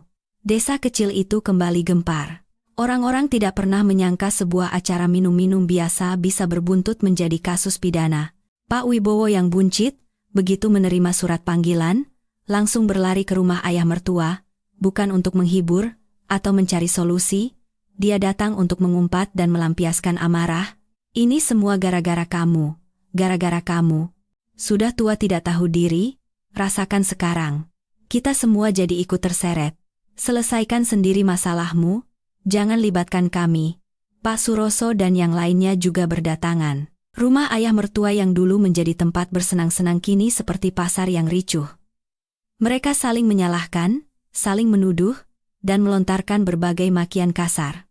Persahabatan puluhan tahun yang mereka banggakan, panggilan kakak adik yang akrab, lenyap seperti asap saat dihadapkan pada ancaman pengadilan.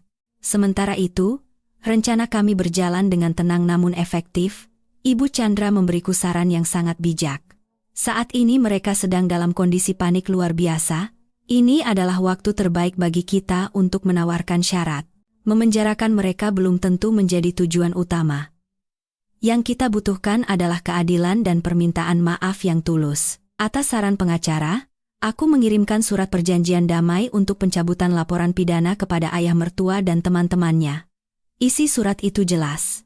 Ada 3 syarat agar aku mencabut laporan pidana. Pertama, ayah mertua harus meminta maaf secara terbuka di hadapan seluruh warga desa dan aparat kelurahan atas perbuatannya yang telah mencemarkan nama baik, memalsukan dokumen, dan menghina diriku serta pamanku. Kedua, ayah mertua dan semua orang yang hadir malam itu masing-masing harus membayar ganti rugi atas penderitaan mental yang kualami. Jumlahnya tidak perlu besar, tetapi cukup untuk membuat mereka merasakan akibat perbuatan mereka dan mengambil pelajaran pahit. Dan ketiga, syarat terpenting, ayah mertua dan Budi harus segera angkat kaki dari rumahku. Mereka tidak boleh membawa apapun selain barang-barang pribadi. Proses perceraian harus diselesaikan dengan cepat tanpa ada keberatan apapun. Bagi mereka, surat perjanjian ini seperti sebatang jerami bagi orang yang tenggelam. Ketakutan akan masuk penjara tidak memberi mereka ruang untuk memikirkan harga diri atau uang. Mereka hanya ingin keluar dari lumpur ini secepat mungkin. Beberapa hari kemudian, sebuah rapat warga darurat diadakan di balai desa. Kepala desa, ketua RW, berbagai tokoh masyarakat, dan banyak warga hadir. Aku juga duduk di barisan paling depan bersama paman dan ibu Chandra. Ayah mertua naik ke atas panggung. Penampilannya yang dulu gagah telah lenyap. Dia mengenakan pakaian lusuh, punggungnya bungkuk, wajahnya tirus, tampak 10 tahun lebih tua. Dengan tangan gemetar, dia memegang selembar kertas dan mulai membacakan permintaan maafnya. Dia meminta maaf padaku, pada pamanku, dan mengakui semua kesalahannya. Setiap kata yang keluar dari mulutnya pastilah seperti pisau yang mengiris harga dirinya sendiri. Berikutnya, Pak Wibowo, Pak Suroso, dan yang lainnya satu persatu naik, menunduk meminta maaf padaku, dan menyerahkan amplop berisi uang ganti rugi. Mereka tidak berani menatap mataku, tidak juga sanggup menahan tatapan cemooh dari orang-orang di sekitar. Rapat selesai, dan segalanya tampak sudah beres. Kehormatanku telah pulih, aku telah menerima permintaan maaf dan kompensasi. Rumahku juga akan segera kembali, hidupku seolah akan dimulai kembali. Saat aku hendak bangkit untuk pergi, Budi tiba-tiba berlari dan menghalangi jalanku. Tanpa sepatah kata, dia langsung berlutut di kakiku. Air mata mengalir deras di kedua pipinya. Maya, tolong maafkan aku. Kita bisa mulai dari awal lagi, kan? Di hadapan ratusan orang, dia berlutut memohon pengampunanku. Pemandangan yang tidak pernah disangka siapapun. Pria lemah dan pengecut itu kini mencoba meraih harapan terakhirnya. Tapi, apakah satu kata maaf, satu kali berlutut, bisa menghapus semua luka dan bekasnya? Apakah hatiku masih bisa berdebar untuknya? Di tengah balai desa, di bawah tatapan ratusan pasang mata, pemandangan Budi yang berlutut adalah sebuah drama yang mengejutkan. Semua bisik-bisik berhenti. Orang-orang menahan napas, menunggu reaksiku. Mereka semua penasaran, apakah seorang menantu yang telah melalui begitu banyak penderitaan akan luluh di hadapan penyesalan suaminya yang terlambat. Paman, yang berdiri di sisiku, dengan lembut meletakkan tangannya di bahuku, sebuah dukungan tanpa kata. Ibu Chandra hanya mengamati dalam diam. Dia menghormati apapun keputusanku. Budi masih berlutut di sana. Dia mengangkat wajahnya yang basah oleh air mata dan menatapku. Di matanya, ada campuran permohonan, keputusasaan, dan sebersit kecil harapan. Maya, aku salah. Aku benar-benar salah. Aku suami yang buruk, seorang pengecut. Aku tidak melindungimu, dan memberimu begitu banyak luka. Tapi tolong, percayalah padaku.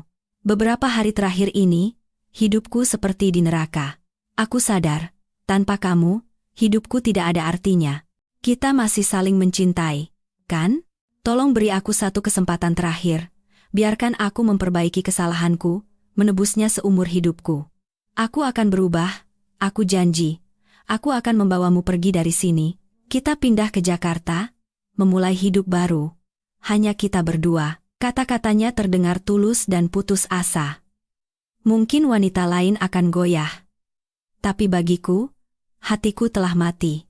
Cintaku padanya telah terbunuh pada malam yang mengerikan itu. Oleh kepengecutan dan ketidakpeduliannya, janji semanis apapun sekarang hanya akan terdengar seperti angin lalu. Aku menatapnya dari atas. Tidak ada gejolak emosi di mataku, tidak ada rasa iba, tidak juga rasa puas. Hanya ada rasa lelah dan asing. Pria yang berlutut di hadapanku ini sepertinya tidak pernah benar-benar memahamiku. Dia pikir beberapa kata maaf dan beberapa tetes air mata bisa memutar kembali waktu. Dia sepertinya salah mengira bahwa semua perjuanganku adalah agar dia kembali, membujuk, dan memohon padaku. Dia salah. Aku perlahan membuka mulut. Suaraku tidak keras, tapi cukup jelas untuk didengar oleh semua orang di balai desa. Budi, berdirilah. Lantainya dingin, kalau terlalu lama berlutut, tidak baik untuk kesehatanmu. Mendengar itu, secercah harapan muncul di mata Budi. Dia pikir hatiku sudah luluh. Maya, jadi, tapi aku memotong kata-katanya. Suaraku menjadi dingin dan tegas. Kau berlutut di sini tidak akan mengubah apapun. Ada kesalahan yang sekali dilakukan, tidak akan pernah bisa diperbaiki. Seperti cermin yang pecah, sekeras apapun kau mencoba menyatukannya kembali, tidak akan pernah bisa utuh seperti semula. Hubungan kita juga begitu. Aku menatap matanya lurus-lurus. Kau bilang kau mencintaiku. Lalu di mana kau saat aku paling membutuhkanmu? Di mana kau saat ayahmu menghinaku? Di mana kau saat teman-temannya memperlakukanku seperti mainan? Kau memilih keluargamu. Memilih ayahmu daripada istrimu. Kau yang lebih dulu mendorongku menjauh. Sekarang, dengan hak apa kau meminta untuk memulai kembali? Dan soal memaafkan, lanjutku. Aku bisa memaafkanmu. Bukan untukmu, tapi untuk diriku sendiri, agar hatiku tenang dan bisa melangkah maju. Tapi memaafkan bukan berarti kembali. Di antara kita, semuanya sudah selesai. Surat gugatan cerai tidak akan kucabut, dan rumah itu akan kuambil kembali. Kau dan ayahmu, belajarlah untuk menjalani hidup kalian masing-masing. Selesai bicara, aku tidak lagi menatapnya. Aku mengangguk ringan kepada Paman dan Ibu Chandra, lalu dengan tenang berjalan keluar dari balai desa.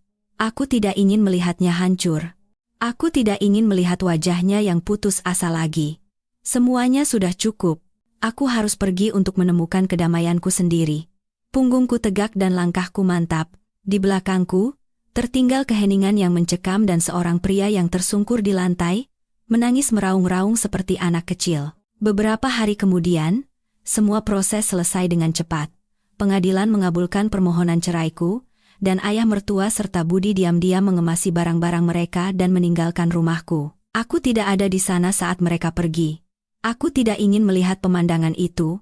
Pamanku yang mengawasi semuanya untukku. Menurut paman, ayah mertua tidak berkata sepatah kata pun, hanya diam-diam membawa beberapa helai pakaian lusuh dan foto almarhumah ibu mertua. Budi, sebelum pergi, berdiri lama di depan gerbang, memandangi rumah dengan tatapan penuh penyesalan, lalu dengan lemas mengangkat kopernya dan mengikuti ayahnya. Kudengar mereka menyewa sebuah kamar kontrakan kecil di ujung desa. Setelah kejadian itu, kesehatan ayah mertua menurun drastis. Dia tidak lagi keluar rumah atau berkumpul dengan teman-temannya, hanya mengurung diri di kamar sepanjang hari. Budi berhenti dari pekerjaannya. Mungkin dia tidak punya muka lagi untuk bertemu rekan-rekannya, dan aku, setelah mendapatkan kembali rumah itu, tidak tinggal di sana. Tempat itu menyimpan terlalu banyak kenangan pahit. Aku menjual rumah itu, dan dengan uang hasil penjualan ditambah tabungan yang disimpan pamanku, aku membeli sebuah apartemen di Jakarta. Aku juga mendapat pekerjaan baru, sebagai akuntan di sebuah perusahaan asing. Lingkungan kerjanya sangat baik. Hidupku perlahan mulai stabil. Aku tidak perlu lagi hidup dalam ketakutan akan pesta minum mendadak atau caci maki. Aku menjadi diriku sendiri seutuhnya, bisa menentukan hidupku sendiri. Sesekali, paman, bibi, dan sepupu-sepupuku datang menjengukku. Apartemen kecilku kembali dipenuhi tawa. Aku menemukan kembali arti keluarga yang sesungguhnya. Tapi, apakah cerita ini benar-benar berakhir di sini? Apakah mereka yang bersalah benar-benar mendapat pelajaran yang setimpal? Dan apakah hidupku benar-benar bisa terus berjalan dengan damai? Hidup baruku di Jakarta seperti halaman baru, dari sebuah buku yang baru dibuka. Semuanya baru, bersih, dan penuh harapan. Pekerjaan baru, rumah baru, hubungan baru, aku mulai menemukan kembali kebahagiaan dalam hal-hal sederhana. Membuat kopi untuk diriku sendiri di pagi hari, berjalan-jalan di taman pada sore hari, dan membaca buku di dekat jendela pada malam hari, aku benar-benar merasa bebas. Namun, masa lalu terkadang seperti bayangan. Secepat apapun kau berjalan, ia akan diam-diam mengikutimu dari belakang.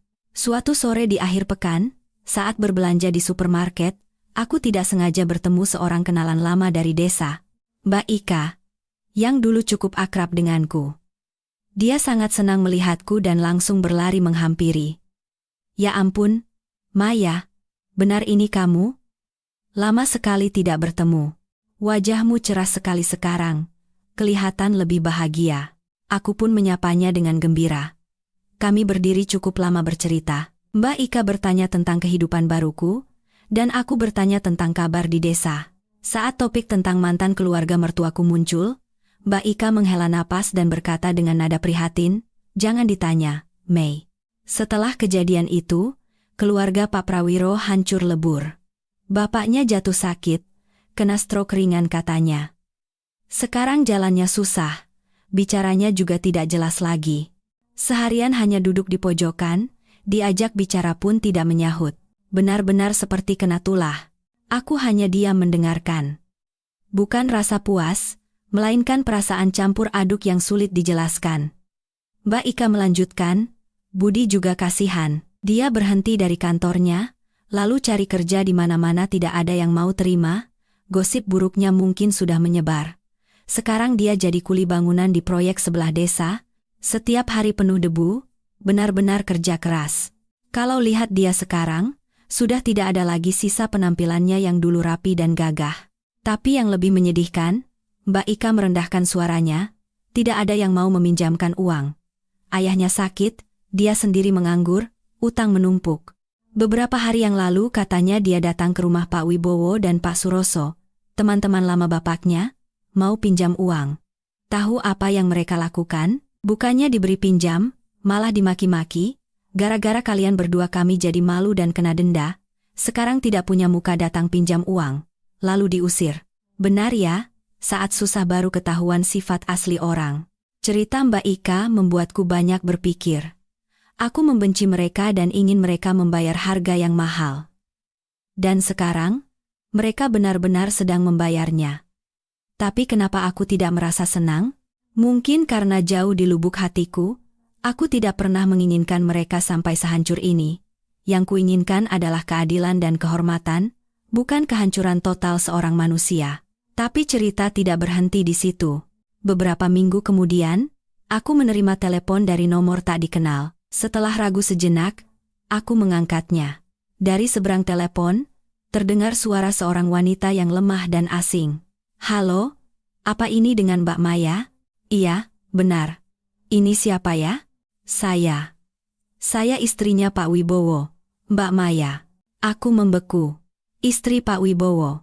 Istri dari pria berperut buncit yang ikut menghinaku bersama ayah mertua malam itu. Ada urusan apa dia meneleponku? Suara wanita di telepon itu bergetar menahan tangis. "Mbak Maya, saya mohon. Tolong maafkan suami saya. Sejak kejadian itu, dia di rumah seperti orang linglung. Teman-teman menjauh, tetangga mencibir. Dia tidak berani keluar rumah. Setiap hari hanya minum-minum dan marah-marah. Beberapa hari lalu, dia mabuk dan berkelahi dengan orang di warung sampai ditangkap polisi. Keluarga kami sekarang hancur, Mbak. Saya tahu suami saya salah, pantas dihukum. Tapi, bisakah Mbak membuat surat permohonan keringanan hukuman untuknya? Saya mohon, Mbak Maya."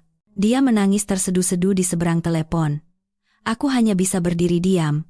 Mimpi buruk yang harus kualami kini sepertinya menjalar ke keluarga lain, kepada istri dan anak-anak mereka. Mereka tidak bersalah, tapi harus menanggung akibat dari perbuatan keji suami dan ayah mereka. Haruskah aku memaafkan? Haruskah aku membuat surat permohonan itu? Jika iya, bukankah aku membiarkan kejahatan? Tapi jika tidak, bukankah aku menjadi terlalu kejam? Di tengah kebingunganku, sebuah kabar lain datang. Kabar yang jauh lebih mengerikan, yang membawa semua tokoh dalam cerita ini ke sebuah akhir yang tidak pernah disangka siapapun. Telepon dari istri Pak Wibowo terus menghantui pikiranku. Aku tidak bisa tidur berhari-hari, terus memikirkannya. Di satu sisi, amarah atas perbuatan mereka masih membara. Di sisi lain, aku tidak ingin balas dendamku menyebabkan penderitaan bagi orang yang tidak bersalah. Akhirnya, setelah meminta nasihat dari Paman dan Ibu Chandra, aku mengambil keputusan. Aku tidak akan mencabut tuntutan sepenuhnya, tetapi aku akan mengajukan surat pendapat yang menyatakan bahwa mereka telah menunjukkan penyesalan mendalam dan memberikan ganti rugi, dengan harapan hukuman mereka bisa diringankan. Bukan untuk mereka, tapi untuk ketenangan batinku sendiri. Namun, sebelum aku sempat melaksanakan niatku, sebuah tragedi terjadi. Pagi itu, Paman meneleponku. Suaranya terdengar sangat panik. "Maya, kamu sudah lihat berita? Budi mengalami musibah besar. Jantungku seakan berhenti berdetak. Aku bergegas membuka internet. Sebuah judul berita besar di situs berita lokal menusuk mataku. Ditemukan gantung diri di kamar kontrakan, diduga karena tekanan ekonomi dan depresi. Dengan tangan gemetar, aku mengklik berita itu. Artikel itu menyebutkan bahwa korban adalah seorang pria berusia 32 tahun bernama Budi Prawiro, ditemukan tewas tergantung di kamar kontrakannya pada dini hari. Sebuah surat wasiat ditemukan di samping jenazahnya. Aku tidak sanggup membaca lebih jauh. Ponsel terlepas dari tanganku dan jatuh ke lantai. Budi meninggal? Dia mengakhiri hidupnya dengan cara seperti itu? Meskipun aku tidak lagi mencintainya dan telah memutuskan semua kontak, berita ini tetap memberiku kejutan dan kesedihan yang mendalam. Sebuah nyawa telah hilang. Sebuah kehidupan berakhir dengan tragis. Surat wasiatnya kemudian diungkapkan sebagian isinya oleh polisi. Dalam surat itu, dia menulis bahwa hidupnya terasa begitu buntu dan memalukan. Dia tidak sanggup menahan cemoohan orang-orang, tidak sanggup menanggung beban merawat ayahnya yang sakit dan lilitan utang. Dia menulis bahwa kesalahan terbesarnya adalah tidak melindungiku dan memberiku begitu banyak luka. Dia meminta maaf padaku, pada ayahnya, dan pada semua orang. Dia menulis bahwa kematian sepertinya menjadi satu-satunya jalan keluar baginya. Kematian Budi memberikan guncangan besar bagi seluruh desa. orang-orang tidak lagi berbisik-bisik atau mencemooh, keheningan dan rasa iba menggantikan itu semua. Mereka merasa kasihan pada nasib seorang pemuda yang tadinya punya masa depan cerah, harus terpojok ke tepi jurang karena tragedi keluarga. Pemakaman Budi berlangsung dengan tenang. Aku tidak datang. Aku tidak punya keberanian untuk menghadapi pemandangan itu. Aku hanya mengirimkan satu karangan bunga duka cita. Paman datang mewakiliku. Menurut Paman, suasana pemakaman sangat sepi. Hanya dihadiri beberapa kerabat dekat. Ayah mertua, mendengar kabar bunuh diri anaknya, hancur total. Dia tidak menangis, tidak juga bicara, hanya duduk diam tak bergerak di samping peti jenazah anaknya, menatap kosong ke udara. Paman bilang, penampilannya saat itu bukan lagi seorang tiran atau pria tua bejat, melainkan hanya seorang ayah malang yang kehilangan putra satu-satunya. Setelah pemakaman, ayah mertua dimasukkan ke panti jompo. Kamar kontrakan yang dingin itu tidak lagi berpenghuni. Utang yang ditinggalkan Budi, dengan anggapan ini adalah keadilan terakhir kami, sebagian kami lunasi diam-diam. Pak Wibowo, Pak Suroso, dan yang lainnya, setelah kematian Budi, mendapatkan hukuman yang ringan dari pengadilan. Hakim mempertimbangkan bahwa mereka telah menyesali perbuatannya, memberikan ganti rugi, dan kasus ini telah menimbulkan akibat tragis yang tidak terduga. Mereka dijatuhi hukuman percobaan, namun, pengadilan nurani dan pengadilan masyarakat mungkin akan mengikuti mereka seumur hidup.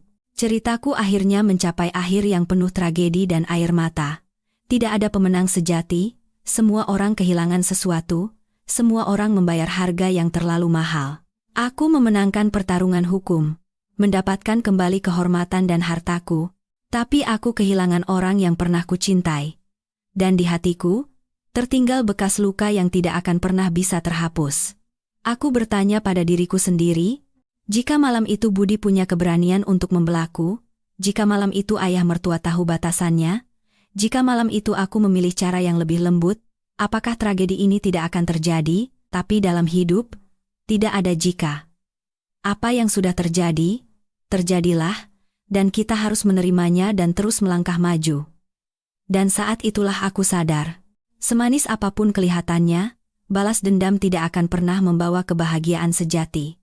Setahun setelah Budi meninggal, pada suatu sore di musim penghujan, aku kembali mengunjungi desa itu, bukan untuk bertemu siapapun atau mengenang masa lalu. Aku ke sana untuk menjual bidang tanah terakhir peninggalan orang tuaku. Tanah itu letaknya persis di samping bekas rumah mertuaku. Aku ingin memutuskan ikatan terakhirku dengan tempat yang telah memberiku begitu banyak penderitaan ini. Desa itu masih sama, tenang dan damai, tapi di mataku semuanya terlihat sedih. Aku melewati depan rumah lamaku. Seorang pemilik baru telah pindah, pagarnya telah dicat ulang, dan di depan gerbangnya ditanami bunga-bunga yang cantik. Terlihat lebih hidup, tapi sekaligus terasa asing. Aku tidak lagi mengenali tempat di mana aku pernah tinggal, pernah berharap, dan pernah putus asa. Saat mengurus penjualan tanah, aku tidak sengaja melihat sosok yang kukenal.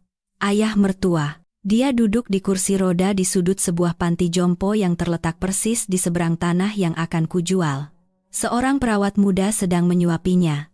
Tubuhnya sangat kurus dan renta. Matanya yang dulu berbinar karena kekuasaan dan nafsu kini kosong, tidak memancarkan emosi apapun. Dia menatap keluar, tetapi sepertinya tidak melihat apa-apa. Aku tidak tahu apakah dia mengenaliku, tapi pada saat itu, semua kebencian di dalam diriku luluh, hanya menyisakan kesedihan yang samar. Dia telah membayar harganya, harga yang sangat mahal, kehilangan anak, kehilangan rumah, kehilangan kehormatan, dan kehilangan dirinya sendiri. Dia kini hanyalah cangkang tanpa jiwa, menjalani sisa hidupnya dalam kesepian dan rasa bersalah. Aku menyelesaikan urusanku dan pergi dari tempat itu dengan tenang. Aku tidak menemuinya untuk menyapa. Di antara kami, tidak ada lagi yang perlu dibicarakan. Di dalam bus kembali ke Jakarta, aku memandang keluar jendela. Hamparan sawah hijau terbentang tak berujung. Melihat langit yang cerah tanpa awan, hatiku anehnya terasa ringan. Perangku telah berakhir. Sebuah perang yang kubayar dengan masa muda dan air mataku. Aku belajar pelajaran yang sangat mahal tentang hati manusia, tentang cinta, dan tentang pengampunan. Aku belajar bahwa kekuatan sejati bukanlah tidak pernah jatuh, melainkan bangkit setiap kali jatuh. Aku sadar bahwa kekuatan sejati bukanlah balas dendam, melainkan melepaskan dan memaafkan demi kebebasan jiwaku sendiri. Aku memaafkan Budi atas kepengecutannya, aku memaafkan ayah mertua atas tirani dan kekejamannya, aku memaafkan semuanya, dan yang terpenting, aku memaafkan diriku sendiri yang naif dan bodoh di masa muda. Hidupku sekarang sangat tenang. Aku punya pekerjaan yang kucintai, teman-teman yang baik, dan keluarga yang selalu menyambutku dengan tangan terbuka. Aku masih sendiri, tapi tidak kesepian. Aku telah belajar untuk mencintai dan menghargai diriku sendiri sebelum mengharapkan cinta dari orang lain. Cerita saya adalah cerita yang sedih, tapi saya harap, melalui cerita ini, para penonton sekalian, terutama para wanita, bisa mengambil sesuatu. Bahwa dalam situasi apapun, jangan pernah melepaskan hak Anda untuk dihormati, hak untuk menjadi diri sendiri, bahwa kesabaran hanya berharga jika ditempatkan pada tempat yang benar, dan bahwa keluarga sejati seharusnya menjadi tempat bernaung yang memberi kedamaian dan kebahagiaan, bukan kuburan yang mengubur masa muda dan kehormatan kita. Terima kasih telah mendengarkan cerita saya sampai akhir. Jika Anda merasa cerita ini bermakna, silakan bagikan pesan positif melalui suka, bagikan, dan komentar. Dan jangan lupa berlangganan saluran kami, Senja Sejahtera, agar kita bisa bertemu lagi di cerita berikutnya. Selamat malam, semoga damai dan bahagia selalu menyertai Anda.